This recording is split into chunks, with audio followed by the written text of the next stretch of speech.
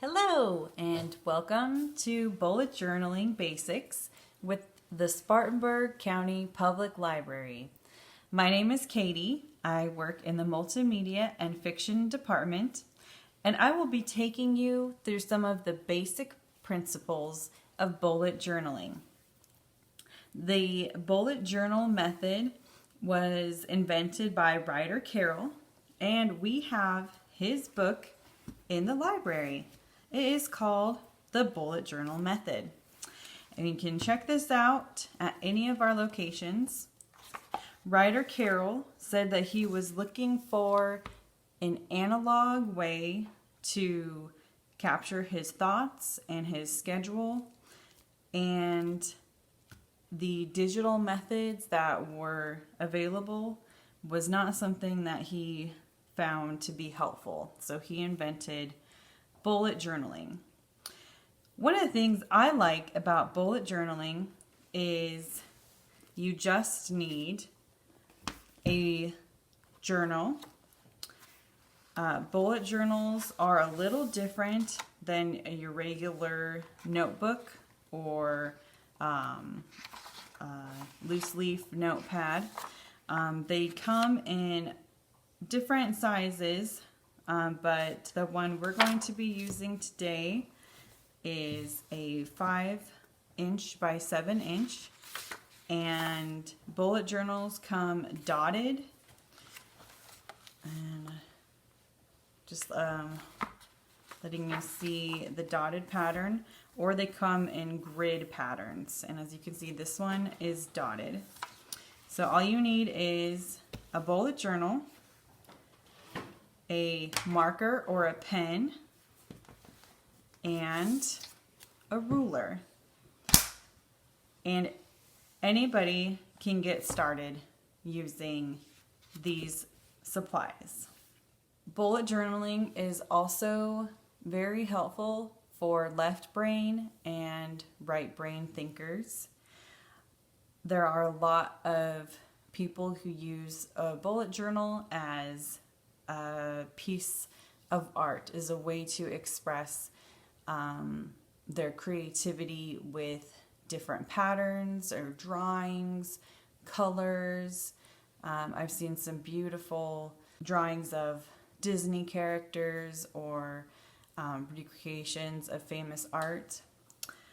I am not so skilled in that area. I am more of a right brain thinker, where I just like to see my notes and facts and dates for meetings and things like that I can remember. So you can have the best of both worlds with a bullet journal. You can customize it in any way you like. The reason that it is blank is because Ryder Carroll didn't want to be tied down by having a page that had a week already printed out. He wanted to be able to say, I want to take notes about Monday on this page. Maybe my notes for Tuesday will only take half of a page. Wednesday might take 3 pages. So he wanted to be able to move and shift things around as he liked it. So let's go ahead, open our bullet journal. We're going to open it to the front page and go ahead and choose any color marker or pen. You could even use a ballpoint pen. These are kind of pen/markers that are available at Target, Amazon. The brand is called Stettler, and these are Tri-Plus Fine Liner. I also use bullet pen or ballpoint pens in a pinch. One thing I just recommend is in your bullet journal you can have a test page, and that's going to be page number 1. And I did that so we could turn the page and you can tell if you can see it through. If it's a thick, like a magic marker, you definitely be able to see it come through the next page. but really you can't see much. You see a little bit coming through.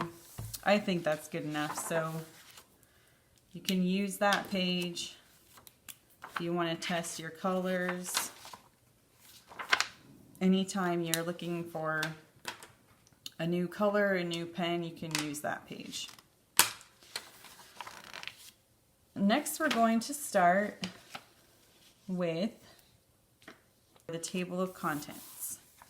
So this is where you can get very creative, and you can use different colors, you can use different patterns or fonts. I'm going to use capital letters. This will be my header, and we've already started to number the page with page number 1.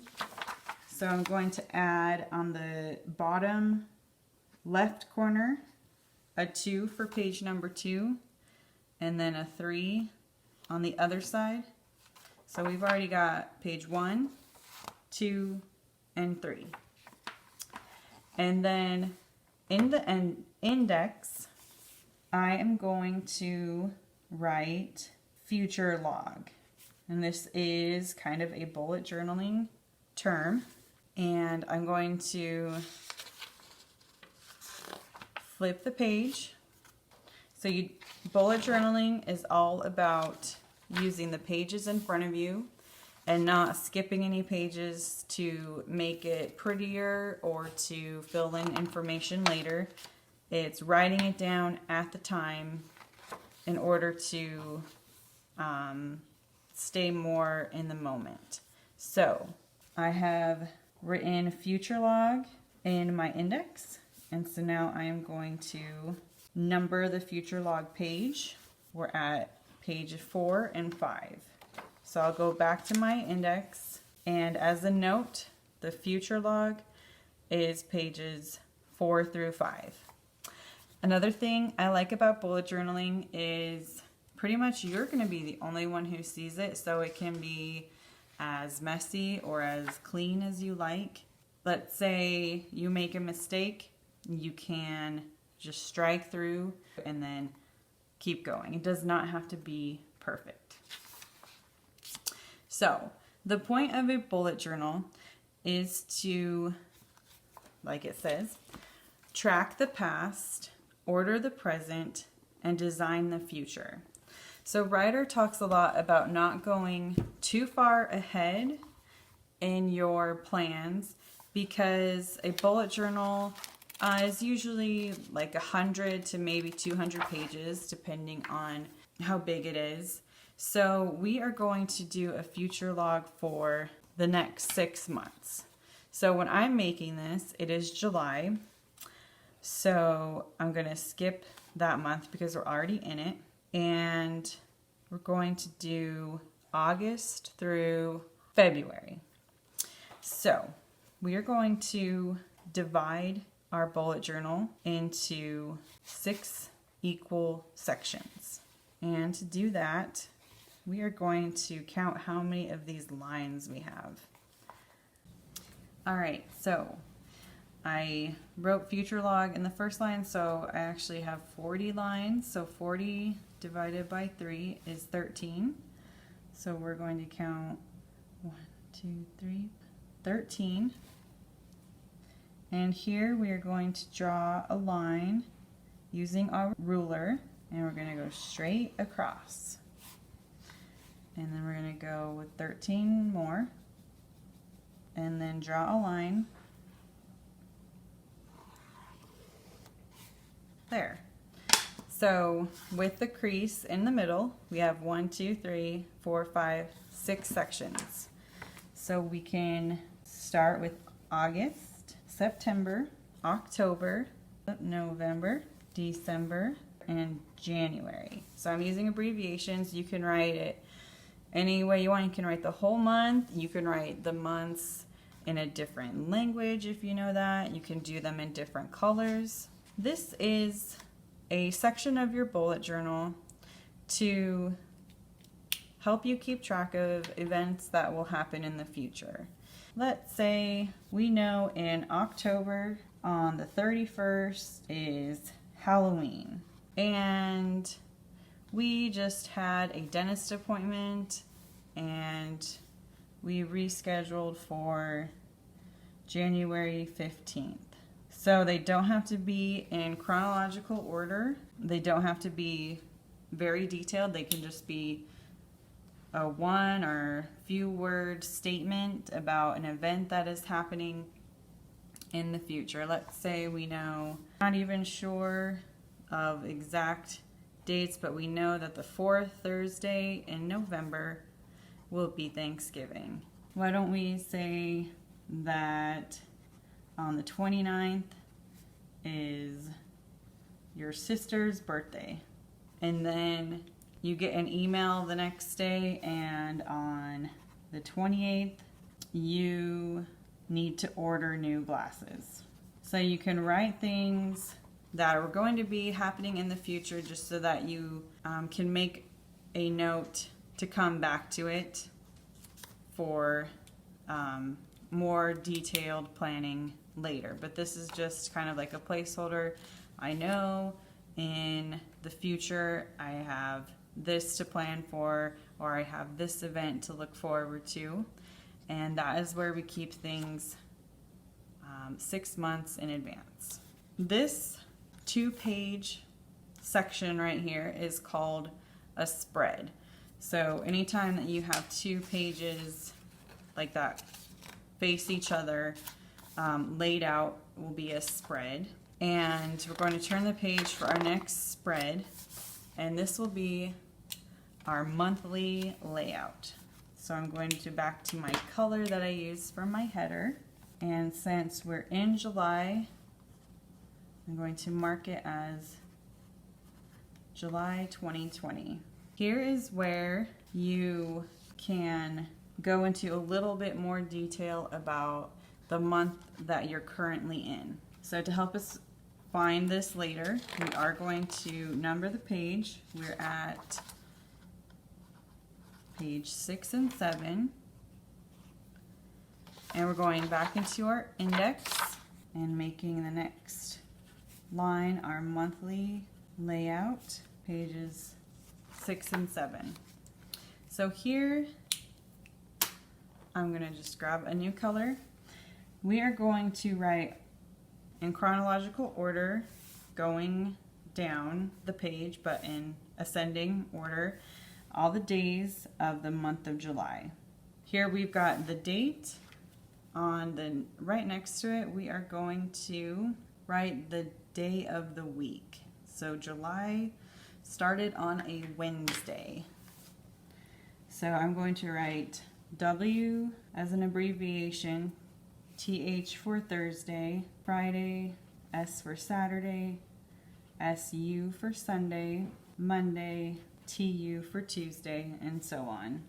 And if I've done my days of the week correctly, then it looks like the 31st is on a Friday.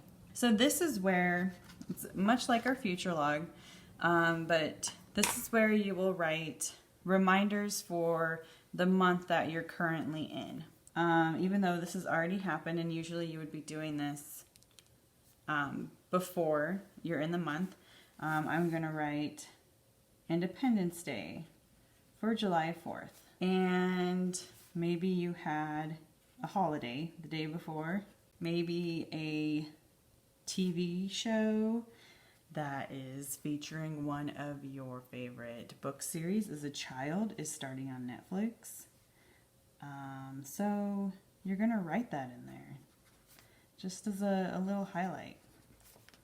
Whatever is interesting, or maybe it's not interesting, maybe it's a dreaded work meeting, whatever you need to remember or highlight or make note of, this is where you can do it in your monthly outline. Again, short, objective, well, I guess that's not objective, but just short statements that are for you to remember this is what's going on. Next, we're going to, this is still part of our monthly layout, so our monthly spread.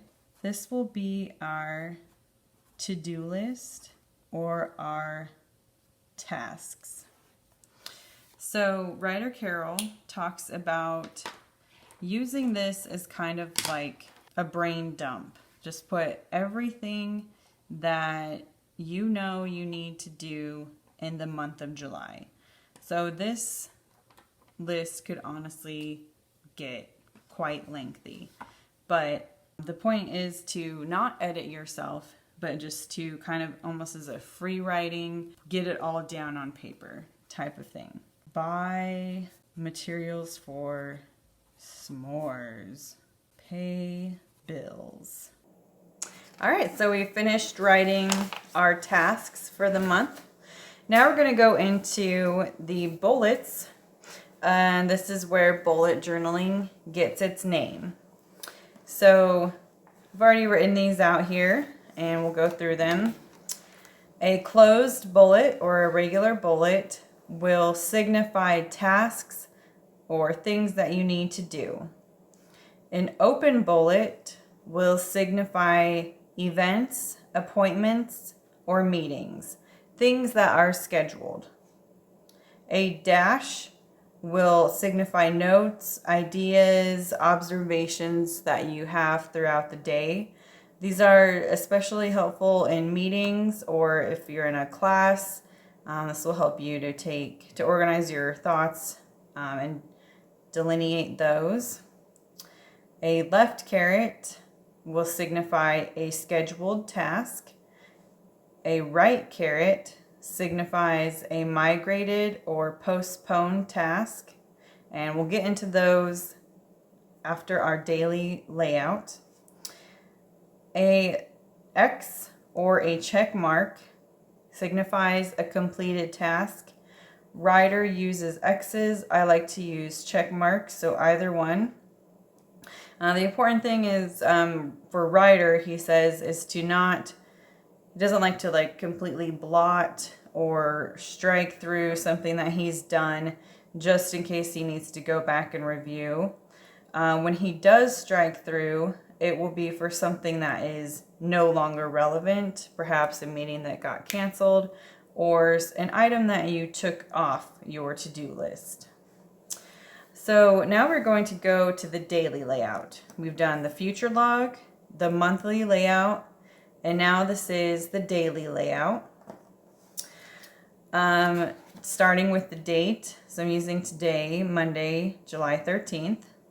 And we're going to say I had a scheduled event, which was work. And I'm going to put the hours, 9 to 5. I've also made a note for myself using the dash, bring lunch tomorrow. Let's say while I was at work from 2 to 3, I had a top secret meeting, and we know that that is something that was like a scheduled appointment or event because I've used the open bullet. I've also made some notes with the dash. We talked about very serious stuff. Also, don't tell anyone. And this is where writer uses the short statements or sentences. For him, he says it helps him to use a short note instead of writing out a long entry. But one of the things that I like about bullet journaling is that you can customize it. If you want to take a detailed journal entry where you cite the smells and sounds and everything that you experienced, you have the room, you have the space where you can. So I started writing, this was the best meeting, blah, blah, blah, blah, blah. If that's what you want to do, you totally can. These shorter sentences are what writer calls rapid logging, where it's just a few quick notes to jog your memory for later.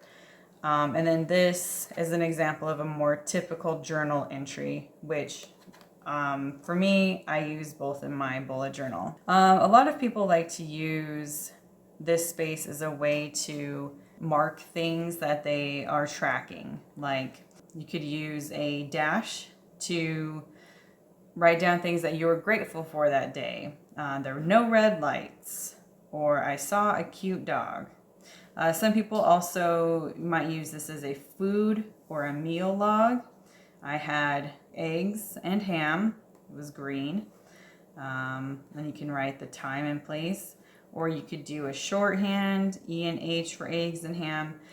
This is really a customizable place for you to take notes of the things that you think are significant, that you want to remember, or that you observed. We are going to go through with a different color and put all of these bullets into work right here in our daily layout. Let's say it's the end of the day. It's a time that we can reflect on what we did, what got done, what didn't, and then we can go to our next daily layout. So work again 9 to 5, bring lunch tomorrow. Let's say I had an assignment to, let's say, do 10 jumping jacks. That means JJ 10. If I did them here, I can give myself a check mark. I'm just going to write this again over here. If I didn't do them, then this is where the carrots come in. I can schedule it for a later time, and I might make a note in my monthly layout. I'm scheduling that task for the 21st of July, and I'll give myself a note, do 10 jumping jacks. Let's say, I'm just going to rewrite that entry so that we have another example. I didn't do it, and I don't know when I will do it. That is what the right caret is for. That we have postponed it, and then that will go onto our next day's daily layout. And there is another possibility that we don't want to do them anymore, and that's where the strike through comes in. So check for completed, left caret for scheduled for another time, right caret for postponed, which means we're going to add it to our layout for for the next day. Strike through means we're not doing it anymore. Now would be a good time to flip our page and add our date for tomorrow that we're planning. If you have any meetings or appointments that you know of, then you can go ahead and write it here. And let's say we're going to do that old work again, working 9 to 5. And going to copy over bring lunch, because that is a note that we made for tomorrow. And let's say we had postponed this task, so we're going to say today is the day I will do 10 jumping jacks. And then we'll continue on throughout the day with other things that we have scheduled, or other things as the day happens that we want to make note of. So this is pretty much all of the things that make up the basic principles of bullet journaling. Since we have started our daily layouts, we want to make sure we write that in our index.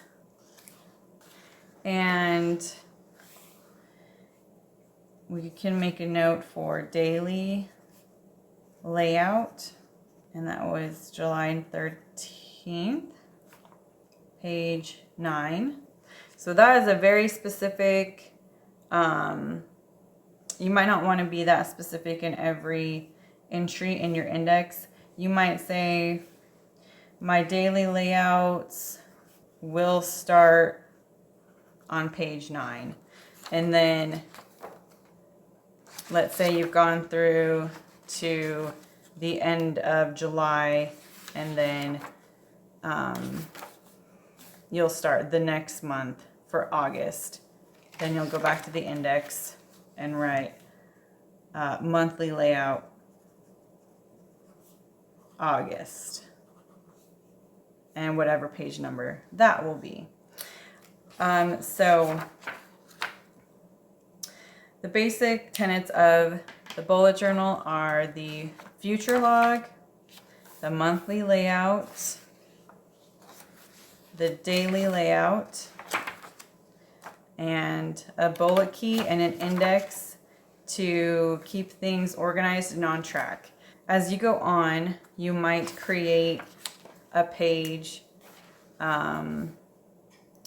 like we talked about, like a gratitude journal, or maybe like gratitude observations. We talked earlier about like doing a section for gardening. And the thing about a bullet journal is, in a regular notebook, you might flip a few pages, do something in the back so that you don't interfere with the schedule you have going. The system that Writers has developed is, when you think of something that you want to keep track of, write it down in the daily layout or as a separate page in the collection, but don't skip pages. Even just flipping a couple pages does create a habit of expectation, like, well, I need to do something to fill this page in between, or I can't do something because it'll take up space in between this and that gardening section. So the way to keep track of that is, again, going back to the index. So we have page 9, so we're going to number this one 10 and 11, and in the index we'll say my gratitude journal started on page 11.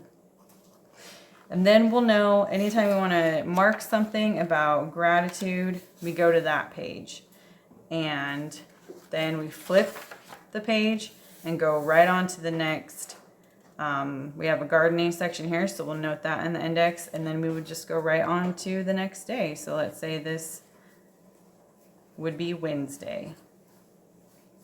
So don't skip pages. If you make a mistake, feel free to keep going and allow yourself to make mistakes as you go and try different styles, different colors. You'll find what works for you, and you might try something different on the next page or the next spread or in the next journal. This is a time where there's a framework, but there aren't too many rules. So you can have freedom with creativity and how you want to organize those things.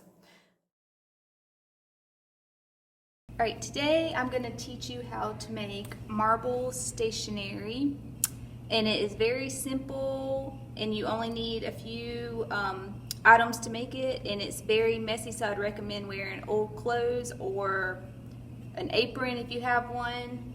And all you need to get started is I'm using a painter's pan, but you can use like a baking sheet, some shaving cream, cardstock paper, a spatula, or if you don't have a spatula, you can use like a toothpick or a spoon, a ruler, food dye, and paper towels. And to get started, what you're going to do is spray your shaving cream in your pan, and depending on how big your cardstock is, you really don't need a lot. So that'll be good for my size. Mine is a 5x7. And then I would recommend using 3 colors of food dye or less. So you're going to squeeze like 4 drops of each color into the shaving cream. And then you're going to take your spatula or your spoon and stir it around. And then you're going to take your cardstock paper and press it down into the shaving cream. Make sure you get the whole piece of paper into the shaving cream. And then you're going to take your paper towel and lay it out.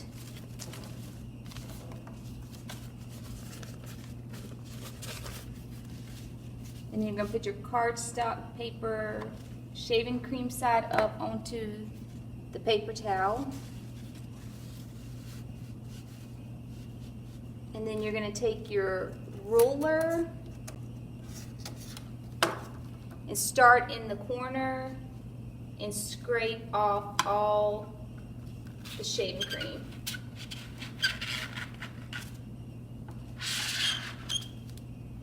And then ta-da! You have your marbled effect stationery, and I would recommend letting it dry 24 hours before you write on the other side.